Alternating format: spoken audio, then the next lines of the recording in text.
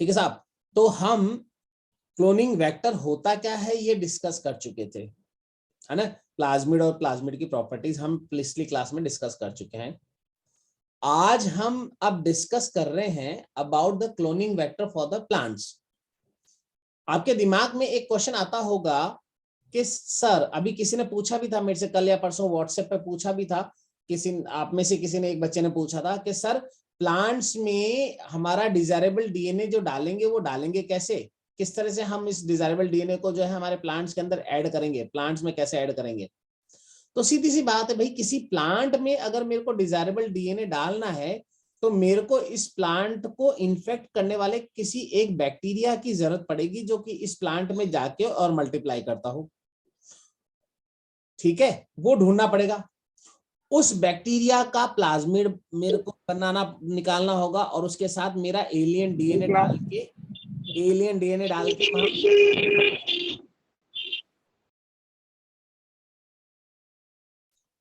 तो हम यहाँ क्या कह रहे हैं, हम कह रहे हैं कि भाई हम यहाँ पर कह रहे हैं कि भाई इन प्लांट्स को अगर मेरे को इन्फेक्ट करना है तो यहाँ मेरे को कोई ऐसा एक प्लाज्मिड लेना पड़ेगा, एक ऐसा बैक्टीरिया लेना पड़ेगा जो कि उसको क्या कर पाए, इन्फेक्ट कर पाए।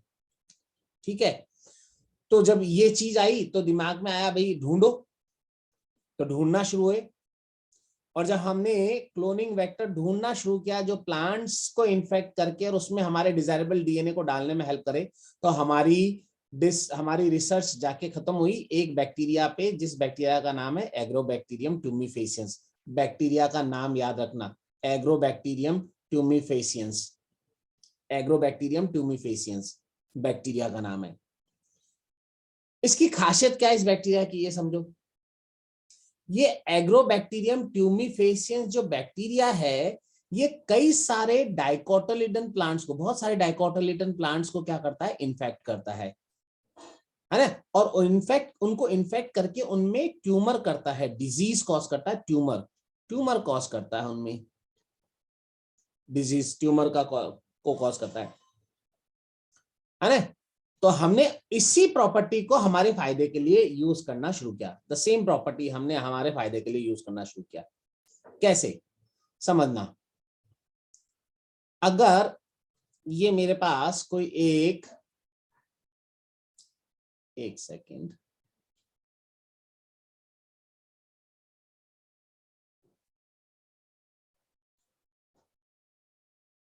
भाई मेरे पास ये एक प्लाज्मिड है, ये मैंने एग्रोबैक्टीरियम का प्लाज्मिड निकाल लिया, समझना। ये एग्रोबैक्टीरियम बैक्टीरिया का प्लाज्मिड निकाल लिया और हमने क्या देखा इस एग्रोबैक्टीरियम बैक्टीरिया के प्लाज्मिड में, इस एग्रोबैक्टीरियम बैक्टीरिया के प्लाज्मिड में जो है यहाँ पर जो हमको प्रॉपर्टीज दिखाई दी वो क्या दिखाई दी कि एक तो इसमें विरुलेंट जीन था, डिजीज कॉज करने वाला जीन, विरुलेंसी वाला जीन, और एक ट्यूमर इंड्यूस करने वाला जीन, टीआई जीन, है ना। विरुलेंसी कॉज करना और टीआई जीन, मतलब विरुलेंसी एंड ट्यूमर दोनों कॉज करने के लिए जीन, तो ये यहां पर इसके अंदर प्रेजेंट है। अब मैं क्या चाहता हूं कि इस प्लाज्मिड में मेरा एलियन डीएनए डालूं। तो इस प्लाज्मिड में मेरा एलियन डीएनए डालने के लिए मैंने क्या किया कि इस बैक्टीरिया के इस प्लाज्मिड को निकाल के इसमें जो विरुलेंसी कॉज करने की जो प्रॉपर्टी थी, विरुलेंसी कॉज करने की, जो डिजीज कॉज करने की प्रॉपर्टी जो थी, उस डिजीज कॉज करने की प्रॉपर्टी को तो कर दिया खत्म, ओके। लेकिन उसके ट्यूमर बनाने की प्रॉपर्टी को क्या है, अभी भी हमने जारी रखा और उसमें हमने क्या करा, हमारा एलियन डीएनए डाल दिया। येलो सा भी हमारा एलियन डीएनए था, दिस वन, ये मेरा एलियन डीएनए बेटा, और ये एलियन डीएनए जो मैं चाह रहा था वो इसमें डाल दिया मैंने, और इस तरह से ये आरडीएनए बना लिया। देखो, रिकॉम्बिनेंट डीएनए बना लिया ऑफ एग्रोबैक्टीरियम प्लाज्मिड। यानी क्या करा मैंने एग्रोबैक्टीरियम से क्या लिया, मैंने एग्रोबैक्टीरियम से प्लाज्मिड निकाला, है ना, प्लाज्मिड निकाला। उस प्लाज्मिड में जो विरुलेंसी कॉज करने का जो प्रॉपर्टी था, डिजीज कॉज करने का जो प्रॉपर्टी था, उसको तो खत्म कर दिया, लेकिन ट्यूमर इंड्यूस करने का, टीआई मतलब ट्यूमर इंड्यूस करने वाला जो जीन है उसको इंटैक्ट रखा। और अब मैंने इसमें क्या करा, मेरा एलियन डीएनए डाला और एलियन डीएनए डाल के आरडीएनए बना लिया। और इस आरडीएनए को मैंने किस में डाल दिया यहां पर, अब एक कॉम्पिटेंट होस्ट में डाल दिया। ठहरो, रुक जाओ एक सेकेंड, है ना। मैंने इस आरडीएनए को यहां पर क्या करा, मैंने इसको इस रिकॉम्बिनेंट होस्ट में डाल, इसमें रिकॉम्बिनेंट डीएनए बना के और होस्ट में डाल दिया। तो ये मैंने आरडीएनए फिर क्या करा, मेरे कॉम्पिटेंट होस्ट के अंदर इंसर्ट करवाया। और अब इस कॉम्पिटेंट होस्ट को, जिसके अंदर डिजायरेबल डीएनए है, मेरा डिजायरेबल डीएनए है, उस डिजायरेबल डीएनए वाले प्लांट को अब मैंने अलाउ किया कि भैया चल जा, अब किसको, इसी प्लांट को, इस प्लांट को इन्फेक्ट कर, भाई इन्फेक्ट कर दे इसको। ये इस प्लांट को इन्फेक्ट करेगा, तो इस प्लांट को इन्फेक्ट करेगा लेकिन डिजीज कॉज नहीं करेगा, सिर्फ इसमें ट्यूमर बनाएगा। और उस ट्यूमर के अंदर मेरा डिजायरेबल प्रोडक्ट बनेगा, जिसको मैं यहां से क्या कर सकता हूं, अलग कर सकता हूं और मेरे लिए एक्सट्रैक्ट करके प्योरीफाइड कर सकता हूं। ये बेसिक कॉन्सेप्ट है यहां पर इसका, जिसको अगर मैं स्टेप बाय स्टेप, देखो आपसे पूछा जा सकता है, ये 3 नंबर का क्वेश्चन बनता है, क्लोनिंग वेक्टर प्लांट में कैसे मतलब हम करेंगे। तो देखो मैंने इसको स्टेप बाय स्टेप यहां पर बना दिया ताकि आपको समझने में आसानी रहे कि हम क्या करेंगे।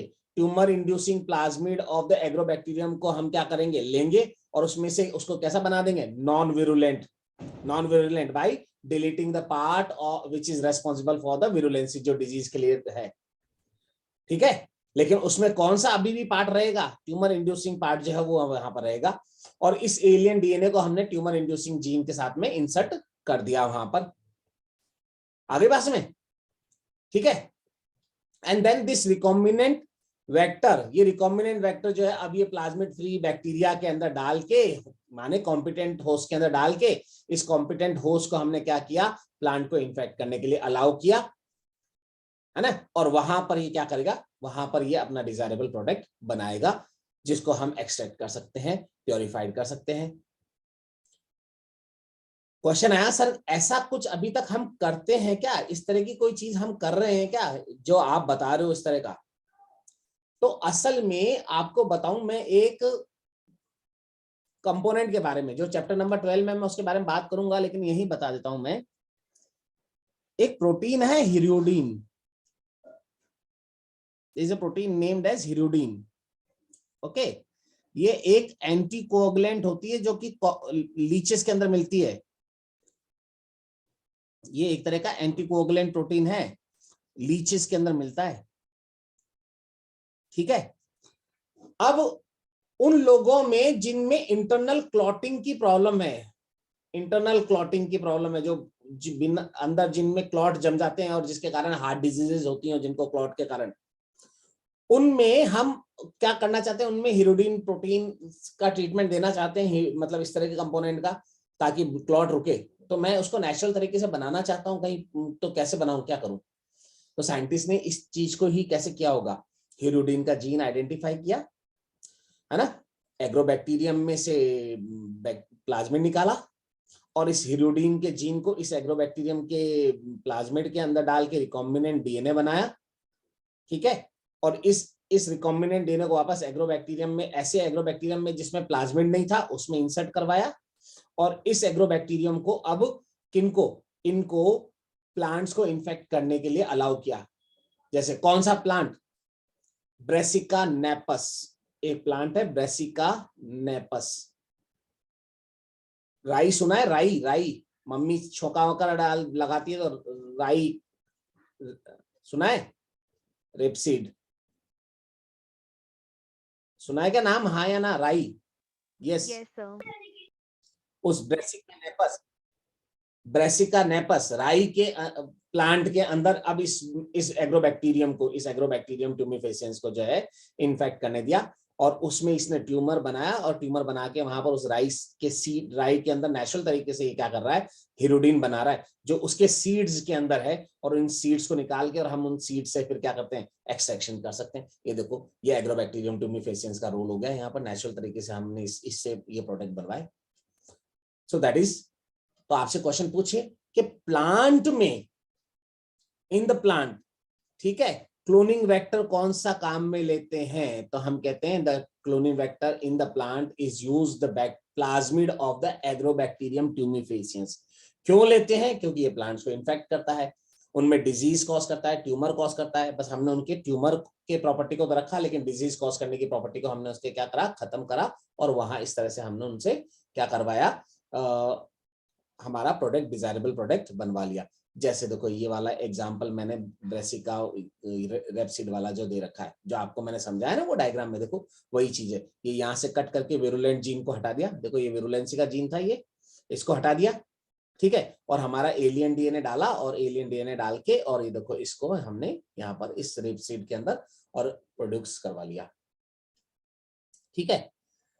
उसके अलावा ये बेसिकली हमारा सबसे मेन जो है, सबसे मेन हमारे क्या हो गए यहाँ पर, वेक्टर प्लाज्मिड हो गया। लेकिन उसके अलावा भी कोई और वेक्टर हो सकते हैं क्या? कोई और भी डीएनए सीक्वेंस है जो वेक्टर की जैसे काम कर सकती है क्या? हालांकि अपने डिटेल में ये नहीं है, जस्ट फॉर द नॉलेज अगर मैं आपको बताऊं यहां पर, तो बैक्टीरियोफेजेस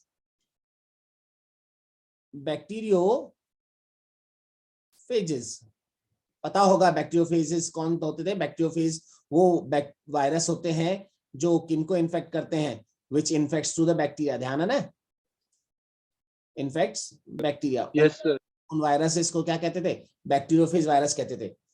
तो अगर तुमको ध्यान हो, हमने जब एड्स पढ़ा था या हमने हार्शी-चेज एक्सपेरिमेंट पढ़ा था, तब दोनों ही केसेस में मैंने बताया था कि जब भी कभी कोई वायरस बैक्टीरिया को इन्फेक्ट करता है, या कोई भी बैक्टीरिया क्यों, किसी भी होस्ट सेल को जब इन्फेक्ट करता है कोई भी वायरस, तो उस वायरस में से क्या होता है, सिर्फ उसका जेनेटिक मटेरियल जो होता है वो अंदर जाता है, अंदर इंसर्ट होता है, ठीक है। सिर्फ जेनेटिक मटेरियल जो है, ये जेनेटिक मटेरियल यहां से क्या होगा, this genetic material will move in, और अंदर उसकी मशीनरी को बोरो करके और खुद को रेप्लिकेट करता है।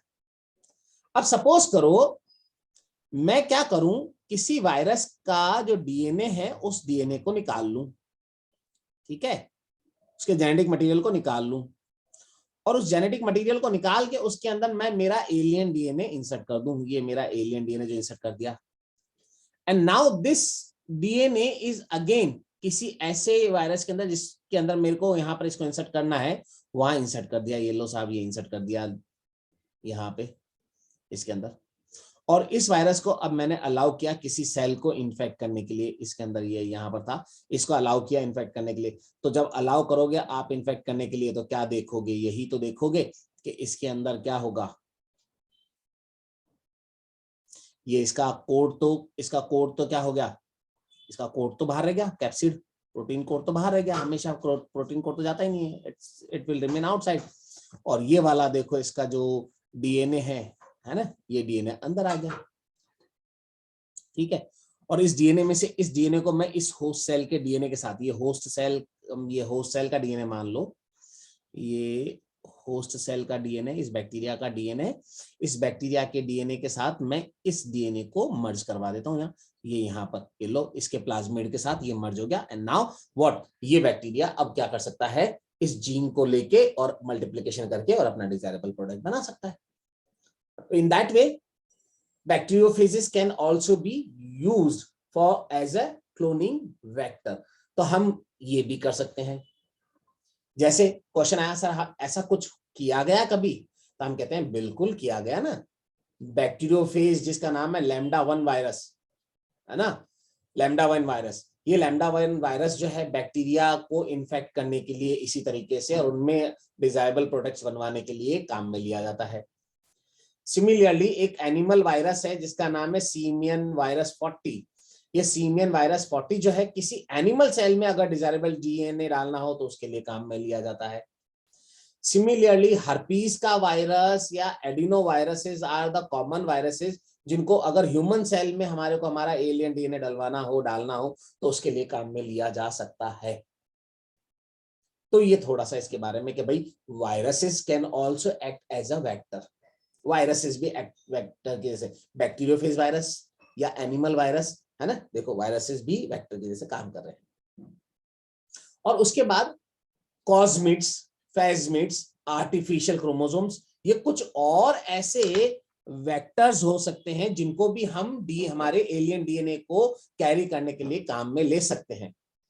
जैसे कॉस्मिड, छोटा सा, बस मैं इसके बारे में ज्यादा डिटेल में जा रहा, कॉस्मिड मतलब क्या है, कि कॉस्मिड से मतलब है जिसमें वहां पर प्लाज्मिड के साथ वायरसेस की लैम्डा कॉस साइट जो होती है उनको मर्ज करवा के बनवाया जाता है और उनसे एक कॉम्बिनेशन से हाइब्रिड एक डीएनए बनता है जिसको हम कहते हैं कॉस्मिड, और उसके साथ हम हमारा एलियन डीएनए इंसर्ट करवा सकते हैं। और या अगर आपको याद हो तो आपने जब चैप्टर नंबर 6 में डीएनए फिंगरप्रिंटिंग पढ़ी थी, ह्यूमन जीनोम प्रोजेक्ट पढ़ा था, तो वहां पर बोले थे bacterial artificial chromosome, yeast artificial chromosome, mammalian artificial chromosome, human artificial chromosome, है ना। These are also the cloning vectors. इनको भी हम क्लोनिंग वेक्टर्स के लिए जैसे यूज किए जा सकते हैं जिनका साइज मोर देन 100 kb हो, और उनको हम वहां पर क्या कर सकते हैं, यूज कर सकते हैं। जैसे मैंने कहा बैक्टीरियल आर्टिफिशियल क्रोमोसोम, जो किससे बनाया गया है, बैक्टीरियल आर्टिफिशियल क्रोमोसोम, ये ई कोलाई बैक्टीरिया के फर्टिलिटी फैक्टर वाले प्लाज्मिड और उसके साथ क्लोरोएम्फेनिकॉल रेजिस्टेंस वाला जो जीन था उसको इंसर्ट करके बैक्टीरियल आर्टिफिशियल क्रोमोसोम बनाया गया था। Similarly yeast artificial chromosome, mammalian artificial chromosome, human artificial chromosome, ये देखो आ गए, इस तरह की भी बनाए जा चुके हैं और उनको भी हम एज ए क्लोनिंग वेक्टर काम में ले रहे हैं। और बेसिकली जितना एडवांसमेंट होता जाएगा उतने और हम इन चीजों को इम्प्रोवाइज कर पाएंगे, तो उतने ही सक्सेस रेट हमारी जो है और अच्छी हो जाएगी। और इस तरह से ये डिफरेंट टाइप के क्लोनिंग वेक्टर्स अभी यूज किए जा रहे हैं।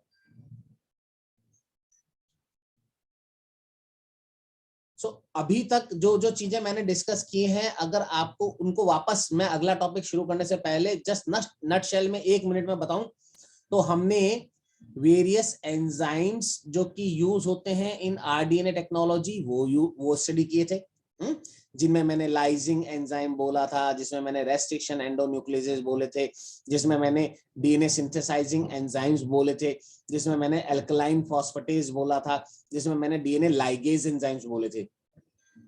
फिर उसके बाद मैंने कहा था वेक्टर्स के लिए कहा था भाई मैंने कि वेक्टर्स वो डीएनए होते हैं जिनमें हमारा एलियन डीएनए जिसके साथ में जोड़ के और क्या बनाया जा सके, जिसके साथ आरडीएनए बनाया जा सके, वो वेक्टर। और जिसमें मोस्ट कॉमन वेक्टर मैंने कहा था प्लाज्मिड होता है। और प्लाज्मिड की खासियतें मैंने बोली कि उसमें क्या होना चाहिए, उसमें ओआरआई साइट होनी चाहिए, उसमें सेलेक्टेबल मार्कर होना चाहिए और उसमें क्लोनिंग साइट्स होनी चाहिए। और इस तरह से ये मेरा क्या बना सकता हूं, मैं मेरा आरडीएनए बना सकता हूं। अब इसके आगे चलूंगा, इससे पहले तक में कोई ऐसी चीज जो कि नहीं समझ में आई हो तो अभी बोलो मेरे को फटाफट। जो मैं आपको समझा रहा हूं वो समझना। मेरे पास ये एलियन डीएनए प्लस प्लस मेरा वेक्टर डीएनए मिला के क्या ये आरडीएनए तैयार है, ये आरडीएनए रेडी है मेरे पास। ठीक है, अब इसके आगे क्या चाहिए मेरे को, नाउ व्हाट। अब इसके आगे क्या चाहिए, अब इसके आगे चाहिए मेरे को कोई ऐसा होस्ट, है ना, कोई ऐसा होस्ट चाहिए जिस होस्ट के अंदर इस आरडीएनए को डाल दूं तो उस होस्ट के अंदर ये मल्टीप्लाई करे और प्रोडक्ट बना दे। ठीक है, उस होस्ट के अंदर इसको डालने पर ये मल्टीप्लाई करे और प्रोडक्ट बना दे। अब वो होस्ट क्या हो सकता है, वो होस्ट कोई बैक्टीरिया सेल हो सकती है जिसमें मैं इसको डालूं, वो होस्ट कोई एक एनिमल सेल हो सकती है जिसके अंदर मैं मेरे रिकॉम्बिनेंट डीएनए को डालूं, वो होस्ट कोई एक प्लांट सेल हो सकती है जिसके अंदर मैं इस मेरे एलियन डीएनए, इस रिकॉम्बिनेंट डीएनए को डालूं और उसमें मेरे को क्या करवाना हो, इसकी कॉपी बनवा के और प्रोडक्ट बनाना हो, नेचुरल तरीके से प्रोडक्ट बनवाना हो। लेकिन एक चीज बताओ, कोई भी बैक्टीरिया, मान लो ये एक बैक्टीरिया कोई है ना, तो मैं चाहूं भी कि भैया ये एलियन डीएनए है, ये एलियन डीएनए है मेरा, और उसके साथ में ये मेरा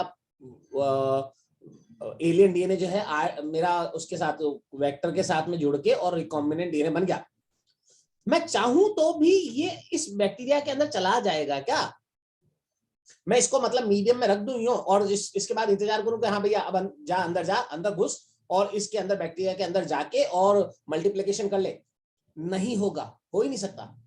क्यों नहीं हो सकता, इस बैक्टीरिया के चारों ओर तो सेल वॉल है, ये सेल वॉल है, आप अपने कमरे की दीवार, आप अपने कमरे के अंदर गेट से ना जाके दीवार के पास खड़े हो जाओ और आप सोचो कि अंदर चला जाऊंगा, तो जा सकते हो क्या? जा ही नहीं सकते।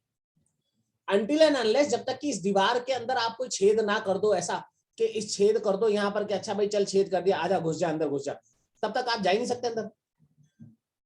यानी मेरे को अगर किसी होस्ट के अंदर क्या करना हो, मेरा रिकॉम्बिनेंट डीएनए डालना हो, तो उस होस्ट को क्या बनाना पड़ेगा? मेरे को उस होस्ट को कॉम्पिटेंट होस्ट बनाना पड़ेगा। कॉम्पिटेंट होस्ट बनाना पड़ेगा, है ना? कॉम्पिटेंट होस्ट से मतलब क्या है? What do you mean by the competent host? Simple सी डेफिनेशन कॉम्पिटेंट होस्ट की क्या हो सकती है, बताओ जरा। कोई एक जना बता सकता है कॉम्पिटेंट होस्ट की डेफिनेशन क्या हो सकती है? Right in the chat box, right in the chat box, competent host की डेफिनेशन क्या हो सकती है? What do you mean by the competent host? Anyone? Chat box में लिखो जरा।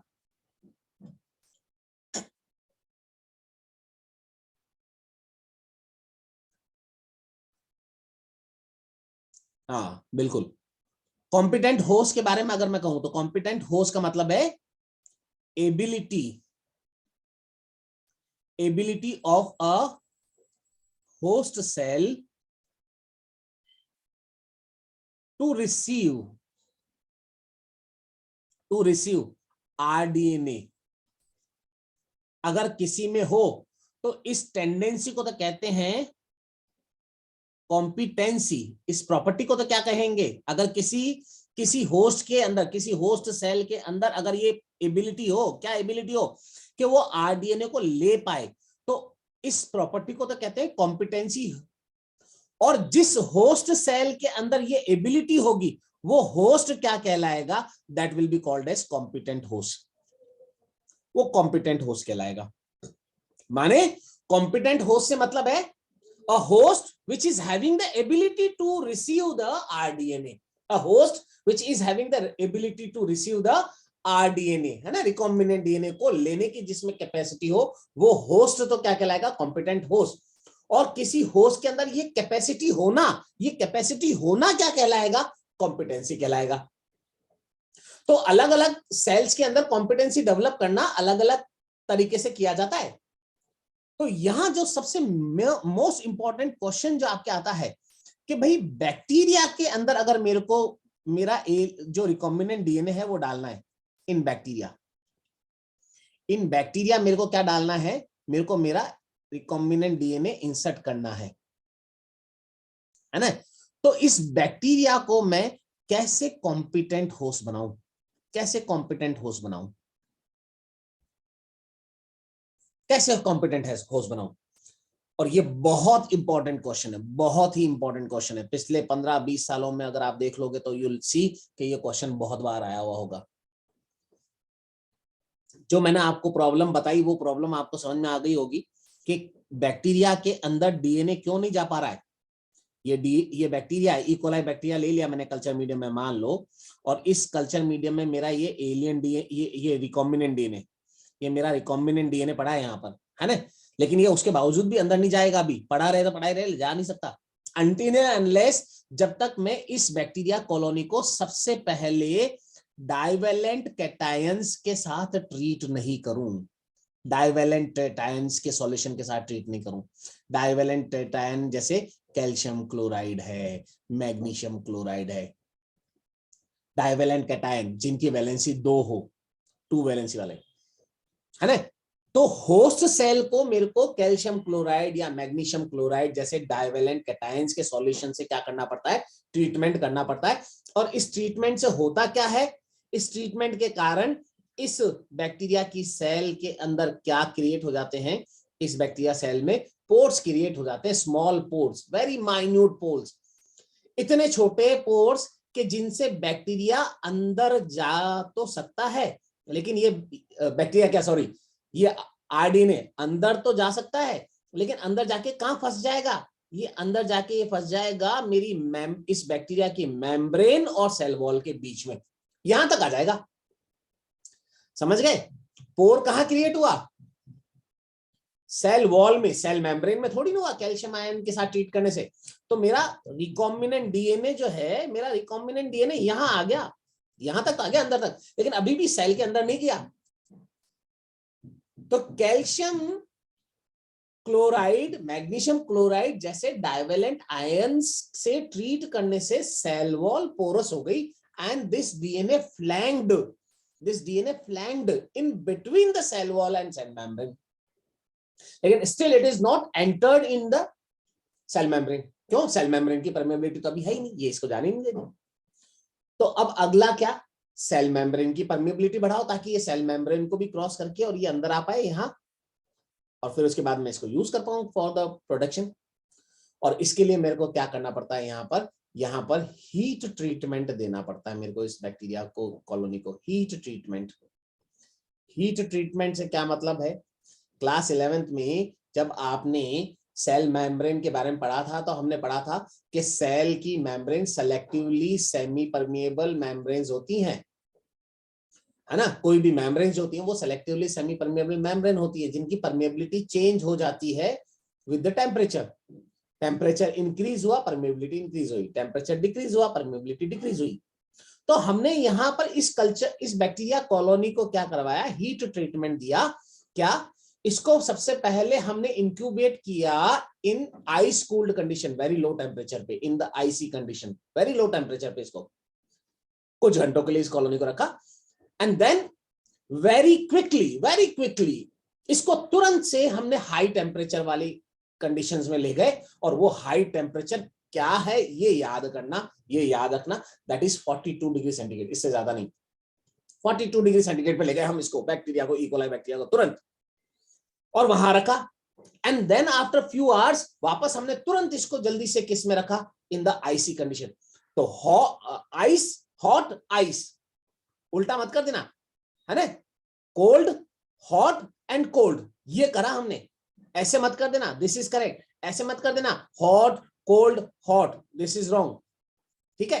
तो हमने ठंडा ट्रीटमेंट दिया, पहले उसको आइस कोल्ड कंडीशन में रखा, फिर क्विकली उसको हीट शॉक दिया, और फिर वापस क्विकली उसको आईसी कंडीशन में ले गए, और इसके कारण से सेल की परमिएबिलिटी जो है, यहाँ पर सेल मेम्ब्रेन की परमिएबिलिटी इंक्रीज हो जाती है, और सेल मेम्ब्रेन की परमिएबिलिटी इंक्रीज होते ही तुरंत ये आरडीएनए जो है ये सेल मेम्ब्रेन को क्रॉस करके सेल के अंदर चला गया, और अब ये बैक्टीरिया ट्रांसफॉर्म्ड बैक्टीरिया हो गया, ये ट्रांसफॉर्म बैक्टीरिया होगा, this is the transform bacteria अंदर जाने के बाद। तो कॉम्पिटेंसी डेवलप करने के बाद ही आरडीएनए बैक्टीरिया के अंदर एंटर कर पाया। तो मेरे को कॉम्पिटेंसी डेवलप करनी पड़ी यहां पर, तब ये कॉम्पिटेंट बना, और कॉम्पिटेंट बनने के बाद इसने किसको, रिकॉम्बिनेंट डीएनए को अंदर लिया, और रिकॉम्बिनेंट डीएनए को अंदर लेने के बाद ये ट्रांसफॉर्म्ड बैक्टीरिया बना। तो बैक्टीरिया में ऐसे हम कॉम्पिटेंट होस्ट बनाते हैं, बैक्टीरिया के केस में। नाउ अगर ध्यान हो तो मैंने अभी आपको क्या कहा था कि भाई ये मेरा जो आरडीएनए है, ये आरडीएनए मैं बैक्टीरिया में डालता हूं, तब तो जो अभी अपन ने कहा हीट शॉक ट्रीटमेंट देंगे और इस तरह से इसको कॉम्पिटेंट बना के इसको कर लिया। लेकिन अब क्वेश्चन आएगा, सर मान लो एनिमल सेल में डालना हो मेरे को इस आरडीएनए को, तो कैसे करूंगा, क्या यही प्रोसेस फॉलो करूंगा, हीट ट्रीटमेंट और ये? हम कहते हैं नहीं भाई, हम इसकी बजाय एक दूसरा प्रोसेस फॉलो करते हैं, and that is what, micro injection. आज हमारे पास इतने बढ़िया क्वालिटी के माइक्रो इंजेक्शंस या माइक्रो पिपेट्स हैं, इतने बढ़िया माइक्रो पिपेट्स हैं जिनसे डायरेक्टली एनिमल सेल को डैमेज किए बिना, ये देखो ये माइक्रो पिपेट, जिनसे डायरेक्टली एनिमल सेल को डैमेज किए बिना हम हमारा डिजायरेबल डीएनए किसमें डाल सकते हैं, इस एनिमल सेल के डीएनए तक इंसर्ट कर सकते हैं, और इस एनिमल सेल को कोई नुकसान भी नहीं होगा। This is called as microinjection. तो एनिमल सेल के लिए हम कैल्शियम क्लोराइड के साथ ट्रीटमेंट नहीं करेंगे, सेल वॉल है ही नहीं इसके बाहर एनिमल सेल के चारों, तो क्यों कैल्शियम क्लोराइड से ट्रीटमेंट करना भाई। प्लस इसको हीट शॉक ट्रीटमेंट देंगे तो सेल डैमेज भी तो हो सकती है, इनके चारों रजिस्ट्री कोई फिक्स बाउंड्री भी तो नहीं है, सेल वॉल थोड़ी ना जो कि उसको डैमेज होने से बचाए रखेगी, नहीं। इसलिए हम यहां पर दूसरी टेक्निक काम में ले रहे हैं, and that is what, micro injection. तो बैक्टीरिया सेल के लिए मैंने हीट शॉक ट्रीटमेंट काम में लिया, वहां पर calcium chloride and then heat shock treatment. और यहाँ एनिमल सेल के लिए जो मैंने कॉन्सेप्ट काम में लिया that is the micro injection. तो माइक्रो इंजेक्शन के थ्रू हम क्या करते हैं, डायरेक्टली एनिमल सेल के न्यूक्लियस तक हम हमारा डिजायरेबल डीएनए डाल सकते हैं।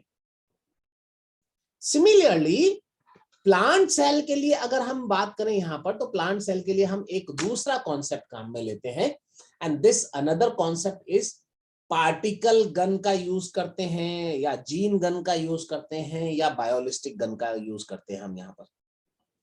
पार्टिकल गन या जीन गन या बायोलिस्टिक गन। ये देखो, ये एक सेटअप इस तरह का पार्टिकल गन या जीन गन का ये इस तरह का सेटअप होता है जो मैंने डायग्राम में आपको दिखा रखा है। ठीक है, ये पार्टिकल गन या जीन गन जो है, इसी को अगर मैं थोड़ा सा एनलार्ज करके दिखाऊं, देखो यहां पर ये डायाफ्राम, ये बिल्कुल माइक्रोस्कोप में जैसा आपने देखा डायाफ्राम होता है, एक प्लेटफॉर्म होता है जिसके ऊपर आप स्लाइड रखते हो और फिर वो नोज पीस के थ्रू आप यहां से ऑब्जर्व करते हो, देखते हो, है ना। उसी तरह से देखो ये यहां पर देखो ये डायाफ्राम है, और इस डायाफ्राम पे यहाँ एनिमल्स, यहाँ प्लांट सेल रखी जाती है इस जगह। जिस प्लांट सेल में आपको क्या करवाना हो, आपको आपका एलियन डीएनए इंसर्ट करवाना हो प्लांट सेल में, दैट प्लांट सेल और plant tissue is kept here. और इसके नीचे यहां पर ये देखो, ये रही एक प्रोजेक्टाइल गन। ये एक प्रोजेक्टाइल गन है जो फिजिक्स के लॉज पे काम कर रही है, प्रोजेक्टाइल मोशन पे। आपने प्रोजेक्टाइल मोशंस के कुछ क्वेश्चंस वगैरह पढ़े थे, वो आपको ध्यान होंगे जब आपने स्टडी किए होंगे और अभी भी कर रहे होंगे, कि ये एक दीवार है, 3 मीटर मोटी दीवार है, आपने एक बुलेट से एक पिस्टल से गन चलाई, वो गोली चलाई, तो ये गन जो है इस 3 मीटर की बुलेट में 1 मीटर जाके और रुक जानी चाहिए, तो कितनी स्पीड से भेजूं, करते हो इस तरह के क्वेश्चंस। या कितनी स्पीड से भेजूं कि ये क्रॉस कर जाए, या कितनी स्पीड से भेजूं कि ये यहाँ पर 2.5 मीटर 1.5 मीटर की डिस्टेंस पे आके रुक जाए, वगैरह वगैरह। तो जैसे यहाँ प्रोजेक्टाइल कैलकुलेशन करते हो आप मोशन का, सेम वही कॉन्सेप्ट हमको यहाँ काम में लेना पड़ेगा कि भैया ये एक प्लांट सेल है, ये एक प्लांट सेल है जिसकी ये सेल वॉल है, और उसके अंदर ये सेल मेम्ब्रेन है, और उसके अंदर ये न्यूक्लियस है, और मेरे को इस न्यूक्लियस के अंदर यहाँ पर मेरा एलियन डीएनए डालना है, ये एलियन डीएनए मेरा, और इस एलियन डीएनए को इस न्यूक्लियस के अंदर यहाँ भेजना मेरे को यहाँ। तो मेरे को कैलकुलेशन करनी पड़ेगी बड़ी स्पेसिफिक, कि किस स्पीड से इस डीएनए को भेजूं अंदर, कि ये cell membrane, cell wall, nuclear membrane को तोड़ते हुए यहाँ आए और यहाँ चला जाए। ऐसा नहीं कि स्पीड इतनी कम हो कि ये यहाँ से चला और ये आके यहाँ सेल के साइटोप्लाज्म में रह गया, या इतनी ज्यादा हो गई कि ये निकल के बाहर चला गया, तो भी बेकार है। बात समझ में आ गई? मेरे हिसाब से कॉन्सेप्ट समझ में आ गया होगा तुम्हारे, है ना। तो मेरे को क्या लेना है यहाँ पर, यहाँ मेरे को एक बायोलिस्टिक गन या पार्टिकल गन या प्रोजेक्टाइल गन जो है ना, जीन गन, ये लेनी है। और उसमें मैंने यहाँ प्लेटफॉर्म पे यहाँ तो रखी एक प्लांट सेल, ये प्रोजेक्टाइल गन है, इस प्रोजेक्टाइल गन पे यहाँ पर रखना है मेरे को डीएनए, और इस डीएनए को इस प्रोजेक्टाइल मोशन के से कैलकुलेट करते हुए इसमें प्रोजेक्शन करना है ना। लेकिन एक चीज समझना, एक बात समझना, कि अगर मैं इस डीएनए को यहां से यूं भेजूं तो डीएनए तो टकरा के यहां पर, और क्या हो सकता है, शेप डिस्टर्ब हो सकता है, बिगड़ सकता है, और हाई स्पीड के साथ डीएनए को भेजूं कैसे। तो इसको भेजने के लिए, डीएनए को यहां से बम्बार्ड करने के लिए, उस प्लांट सेल पे डीएनए को बम्बार्ड करने के लिए हम क्या करते हैं, हम इस डीएनए को कोट करते हैं किसके ऊपर, गोल्ड के ऊपर या टंगस्टन के ऊपर इस डीएनए की कोटिंग करते हैं। ध्यान देना, गोल्ड या टंगस्टन के ऊपर डीएनए की कोटिंग करते हैं, डीएनए के ऊपर गोल्ड या टंगस्टन की कोटिंग नहीं करते हैं। क्या बोला मैंने, गोल्ड या टंगस्टन कोटेड विद डीएनए, और इस गोल्ड या टंगस्टन जिसके ऊपर डीएनए की कोटिंग करी हुई है, अब इसको प्रोजेक्टाइल मोशन के साथ जब हम स्पीड से यहां से भेजते हैं, तो ये सीधा जाके और न्यूक्लियस के अंदर वहां चला जाएगा, जब पूरी प्रॉपर कैलकुलेशन के साथ, हाई वेलोसिटी और इस पूरी प्रॉपर कैलकुलेशन के साथ, और इस तरह से हम किसी प्लांट सेल के न्यूक्लियस में हमारे एलियन डीएनए को इंसर्ट करवा सकते हैं बाय यूजिंग पार्टिकल गन या जीन गन या बायोलिस्टिक गन। तो ध्यान देना, बैक्टीरिया के लिए मेथड अलग था, एनिमल्स के लिए मेथड अलग है, प्लांट के लिए मेथड अलग है, और चौथा जो आपकी एनसीईआरटी में नहीं दे रखा है, आपकी एनसीईआरटी में नहीं दे रखा, लेकिन 2015 में एक क्वेश्चन आया था बोर्ड में, 2015 के बोर्ड में एक क्वेश्चन आया, एनसीईआरटी में नहीं दिया हुआ है, लेकिन क्वेश्चन आ गया साहब वहां पर, क्या करें? और उसका 4 नंबर का एक क्वेश्चन आया था वहां पर उस साल, और उसमें हर एक टेक्निक का 1 नंबर था। तो 3 टेक्निक तो बोर्ड आपके किताब में दे रखी है। कौन सी? माइक्रो इंजेक्शन दे रखा है आपके, बायोलिस्टिक गन दे रखी है आपके, और ये हीट शॉक ट्रीटमेंट दे रखा है। चौथा ट्रीटमेंट दे नहीं रखा, 1 नंबर कट गया बच्चों का। ठीक है, तो कौन सा क्या? तो हम कहते हैं यहां पर अगला है कि अगर मान लो मेरा जो बैक्टीरिया है, इस बैक्टीरिया में मैं अगर मेरा एलियन डीएनए डलवाना चाहता हूं, तो क्या मैं बैक्टीरियोफेज वायरस को काम में नहीं ले सकता क्या? अभी अभी अपन ने पढ़ाई तो था, अभी अपन ने देखो आगे पढ़ाई था, तो यहाँ पर ये देखो ये डिस्कस ही किया है। ये क्या कर रहा था मैं? मेरा एलियन डीएनए तो डलवा रहा था देखो बैक्टीरिया सेल के अंदर। तो क्या इस टेक्निक को काम में नहीं ले सकता मैं? यहाँ पर ले सकता हूं, है ना? तो यूज ऑफ बैक्टीरियोफेज वायरस, तो बैक्टीरिया के लिए मैं बैक्टीरियोफेज वायरस का यूज कर सकता हूं। मैं calcium treatment and heat shock treatment काम में ले सकता हूं। प्लांट सेल के लिए मैं माइक्रो इंजेक्शन काम में ले सकता हूं, और सॉरी एनिमल सेल के लिए माइक्रो इंजेक्शन काम में ले सकता हूं, और प्लांट सेल के लिए मैं बायोलिस्टिक गन या जीन गन को काम में लेके और उस तरह से उनको कॉम्पिटेंट होस्ट में इंसर्ट करवा सकता हूं मेरे एलियन डीएनए को। ना दिमाग में एक क्वेश्चन जो तुम्हारे आया अभी है ना, दैट्स गुड क्वेश्चन, कि सर गोल्ड या टंगस्टन को क्यों यूज किया हमने? क्या हम आयरन यूज कर सकते हैं? क्या हम सोडियम यूज कर सकते हैं? क्या कोई और दूसरा यूज कर सकते हैं? गोल्ड एंड टंगस्टन यूज करने का कारण यह है क्योंकि गोल्ड एंड टंगस्टन एक तो मेटेलिक है और ऑलमोस्ट इनएक्टिव है। ऑलमोस्ट इनएक्टिव होती है ये, है ना? Gold and tungsten almost inactive elements हैं ये।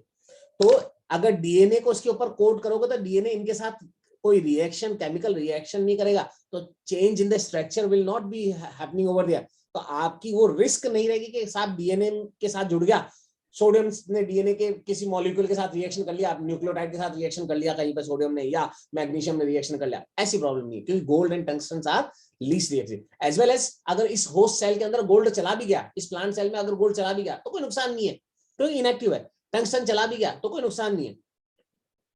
पास में आई?